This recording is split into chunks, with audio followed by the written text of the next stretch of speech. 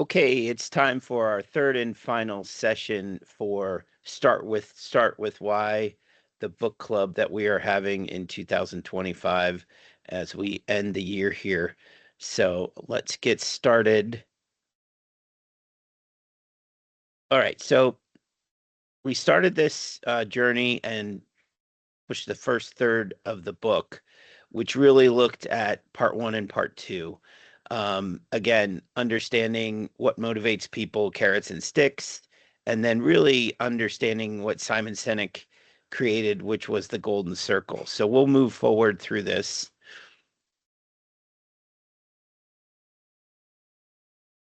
And here's the golden circle. The why is your purpose, why you do what you do. The how is you how you do what you do, and the what is what you do and your results, right? And he used the example of Apple and Harley Davidson and Southwest kind of going after early adopters, which we'll talk about in this session. Okay, session two we completed, and that worked on part three, which is where we talked about leadership and the trust that gets created. And really, we got, basically really pulled into part three. So we're going to pick up from that as soon as we get through emergence of trust. We'll talk about how the tipping point tips. So how the tipping point tips, and this picks up part three of our book club, and we'll conclude. So first off, tipping point tips. An example that they use at the onset of this section of the book was TiVo. And it was a really cool product, pretty much crushed the competition and had a real good run, but really was focused more on the what than the why. So people weren't committed to TiVo as an organization the way you would see something like Tesla or Apple or something like that, right? So great product, ahead of its time, definitely in the front of the game, and just didn't stay up with it, right? So that was a big one. He also then moves into discussing what tipping point means. So this book came out in 2000, read it a couple times. Malcolm Gladwell does a great job. Actually, just released a 25th anniversary second and kind of sequel to The Tipping Point, which was pretty good. But this book really focuses on connectors and influencers and how to get your message of your company forward. And he uses a lot of examples in the book. Highly recommend this book for you. This is kind of what is addressed in the book. Businesses like yours, you have to cross a chasm at some point, right? So I look at peer groups and I see, the people who joined peer groups early on were early adopters. They kind of like got the point of being in a peer group, what it means to learn from each other, that kind of thing. Obviously, the first ones were the innovators because they were creating the peer group, and I was kind of along for the ride at that time. And then, as we get forward with peer groups in history, we go into an early majority. It feels like a good run. Late majority is a little more conservative. So pragmatic people make choices. Conservative people start to get into choices. And then there's skeptics who typically don't join any, movement such as Apple or I'm a holdout on Apple, by the way. And things like Harley Davidson and so forth. So, what does it take for your business to cross that chasm? So, the key here, they say, is don't cross the chasm. Essentially, when you start to focus in the middle of this graph where you're focused on pragmatists and conservatives, you're really now moving away from the why and you're selling them what you do and how you do it. And really, what they're saying is stay focused on your market, stay focused on the people who believe in you, and give the people something to believe in, right? So it certainly makes a difference. And you can certainly point to a number of great companies out there that have had success with that. One that didn't have success with that is SiriusXM.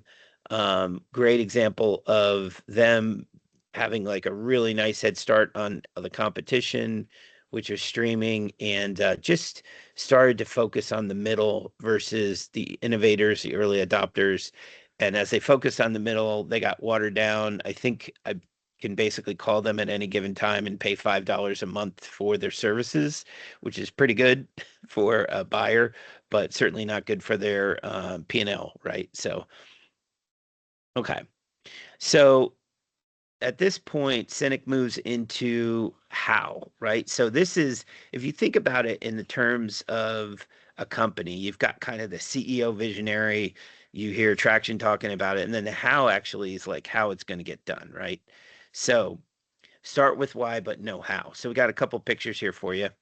Um, so they talk about energy, exciting, and charisma inspires, but you need to have people who are going to implement and get things done, right? So Ballmer and Gates are a great example, actually opposite of what you see below, which is Martin Luther King and Ralph Abernathy. So Ballmer and Gates were a dynamic duo in the 90s, and Ballmer really was the energy, and Gates, as a visionary, actually was more an introvert and, was kind of awkward and all that kind of stuff. So the point was that he needed a yin to his yang, and Ballmer did that for him. And then in the case of Martin Luther King, he certainly had a dream, right? I have a dream, and great speeches. To this day, people still read the different sermons he's done, all that kind of thing. But Ralph Abernathy was the guy who said, "Be here at 2 o'clock, and we're going to cross over this bridge, right? And then we've got to get to Atlanta, and then we've got to do this." So he was really kind of the guy who planned behind the scenes that made Martin Luther King what he was, right, on some level. So really important to know that you need to focus on how as much as why, but never lose the path. The chosen path is why first, how second, what third, right? So those who know why need those who know it how. So we just learned that. So are you going to run your organization? You're going to lead it. You want to build a megaphone that works. And not all how and what it should be in your marketing, right? So you need to think about how you're going to spread the word about who you are. Be careful not to make it about how you do your business. Make sure you try not to make it about what's in your business. Focus more on, the feelings, the result of using your product or service, right? Say it only if you believe it. And then, continue, right? Repeat greatness is the key. Don't feel obligated to go outside the lines. Continue to sell your vision of where you're going. And to some extent, you see that with Apple today. All movements are personal, so everybody is going to follow a movement if it's personal. This is a little sign that's like walk, don't run. And one of the people that was talked about in the chapter had a really good outlook on life, and he was talking with his daughter, and his daughter's he pointed at this "Don't walk" sign, and it says "Don't walk," and he says, "Well, what does that tell you?" And she says, "Well, it's telling me to stop here, stay here." And he's like, "Well, how do you know it's not telling you to run?" Right? So it was kind of a neat way to kind of get the point across that, be open-eyed, curious, have the visionary continue to be that kind of messenger to the masses. Um, so you got the why, the how, and now you need the what. So they go to a paragraph on the Apple Mac, the 1984 commercial that came out. It was really the first Super Bowl commercial. The idea was speak clearly and ye shall be clearly understood. When people saw the Mac commercial, they were like, yeah, I want to be part of that. And so they jumped on the gravy train, and they started to build market share. So that was a big moment in time for the what phase of it, like once you get past the why. And really, this is how it works, right? So the why, there's a piece of your brain, it's the limbic brain. It's where you have the emotional and feelings, probably makes you cry, all that kind of stuff. And then the neocortex is really rational and thinking brain. And we use that most of the time when we're in a work environment. But when we're making choices, lots of times we are in limbic brain. So just be aware of that. Um, and, then he gets into how communication is not about speaking, it's about listening. And I get that. Like, right. I think to some extent, Seneca kind of goes back and forth and pulls leadership uh, theory into his book, Start with Why. I don't know if I, buy into that 100%. I think it's a little bit out of place when you go through the book, but it's good to have these reminders that, you have to listen to really know, be able to provide the feedback. In the case of the celery test that we see here, the idea of it is that you're at a dinner party and you're going around the table and people are telling you things like, hey, you need M&Ms are really good for your business. You need to go out and buy M&Ms. Someone else says you need to buy some cake. You need cake. You need to go out and buy some cake for your business. Someone else says celery. You need to buy celery. Another person says carrots, whatever it might be. But the point being that without the right set of goggles on, when you're not focused on your vision of your company, you have a tendency to kind of bounce around. You might be like, yeah, M&Ms, they sound pretty good. So you end up spending a lot of money on services, on different things to, go down the wrong avenue at different times. And we'll get into that with Walmart and things. And you spend a lot of money. But if you just stay true to your why, what is your why? In this case, the gentleman who was at the things like, well, I want to be healthy. So, okay, that's your why. Then you should probably eat the celery and the carrots, right? That kind of thing. So, he wants you to use the celery test as you go about your daily work and making choices, whether it's right or wrong, hiring a new employee, doing some consultative services or something like that. Also said the more you use it, the better. So if you're constantly using the celery test, it's only going to help you get better. And then he talks about what happens in violation of celery when you don't follow celery test, right? So an example that he gets into is your biggest challenge is going to be success. So as you grow, you have a tendency to have your why go fuzzy. In other words, how do I send the message to the masses? We already talked about, the graph that showed crossing the chasm. So as you start to finish with your early adopters, it becomes more of a challenge.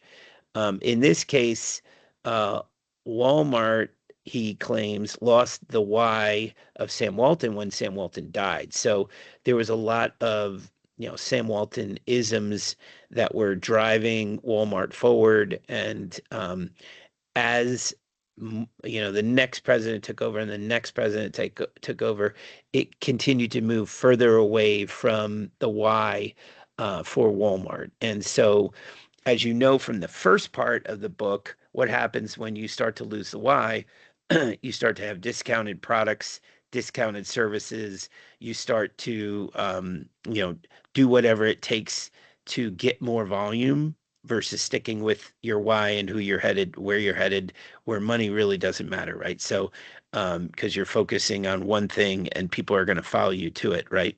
So being successful and feeling successful are two different things.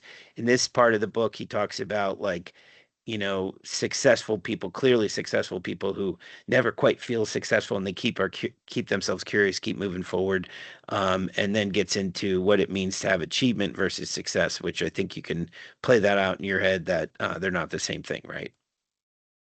So this is my favorite part of the third section of the book, which is a chapter called Split Happens. Sorry for the blurry slide here, but the biggest challenge is success. They basically say over time, your what will be driven by other metrics. And as that happens and it goes over time, the money's going up, but the why is going to get sidetracked, right? So it's really hard to keep the why. I feel it in my own business. You probably feel it in your business as you grow, especially some of the members that we have in peer groups that have gone from like 3 million to 20 million over time. It's just a different company. So how do you continue to keep why headed the right direction as money goes up and as time goes on, right? So they kind of use a couple things to help you. Again, we're going back into leadership. We're going back into some traction concepts. What gets measured gets done. So if you have a vision, identify what you can measure to know that you're getting your vision forward. And then they talked about succession and good successions and how they keep the why alive. And bad successions don't really, they focus on the how and the what.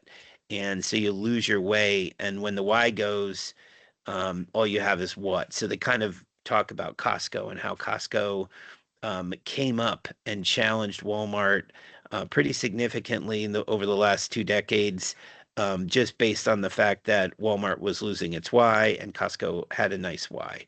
So it was good piece. Anyway, we're on to the last section. So we're going to just talk through these last couple slides, which is discovering your why. So in this section, we talk about the origins of why, and he does a really deep dive into Steve Jobs and Wozniak, and they had, when they were in college, they created a thing called the Blue Box, and the Blue Box was really about sticking it to the man, and allowed for their friends and family to use long distance without paying long distance charges, right? So kind of illegal. And they claimed they didn't use it themselves, but only developed it for their associates and friends. So, but sticking it to the man became a big part of their why, and being different, and, focusing on the small piece. So challenging the standards that are out there. 1984 was a great analogy, and using that book and using the images from the movie and different things was useful.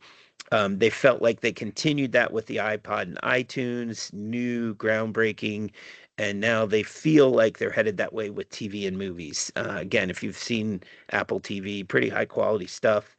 They're starting to develop a decent movie studio. We'll see what happens as the Amazons and the Apples take over all the old time Hollywood, right? Um, and this is just a reminder that at the beginning of the book, we talked about the law of diffusion, where 2.5% of everything is innovator. And that's kind of lines up with, what happened with operating share of or operating systems for PCs. Apple only really has about 2.5%, and they haven't really made a point to get everybody on an Apple. It's a little more now than it used to be, but Microsoft really was, get